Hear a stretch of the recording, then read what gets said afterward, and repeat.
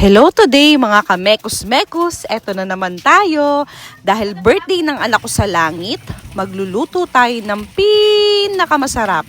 Sino nga ba namang makapagsasabing hindi daw ako marunong magluto? So ito na, wag na nating patagalin pa. Ginisang bawang at sibuyas, minekos-mekos na ang ham at ang tuna. Pinagsabay-sabay habang sinasangkut siya. Sinabayan ng mushroom o kabote. Nilagyan ng creamer para maging krema. So yummy! At ang magic carbonara sauce. Mekos-mekos, konting magic. Happy! At ang pinakamasarap na cheese, so cheesy! At nakita nyo na nga ako guys, ang haggard ko na. Pag natikman nyo to, makakalimutan nyo talaga. Ang jowa nyo. Sarap. Approve. I love it.